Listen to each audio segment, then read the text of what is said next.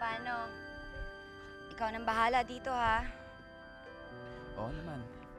Basta susulat ka palagi, tsaka pagdating mo ng Japan, tatawag ka kaagad, ha? Ano ko naman, magastos naman yung sinasabi mo eh. Para naman yung kikitain ko niya sa factory, parang kulang pa. Ano kaya? Kung sumideline kaya ako sa club, ano sa tingin mo? Sampal, gusto mo?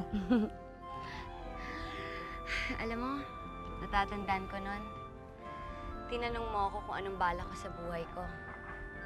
Ang sagot ko, dinadasal ko lang ang sagot na ibigay sa akin ng Diyos. Bakit? Ikaw ang naging sagot sa dasal ko.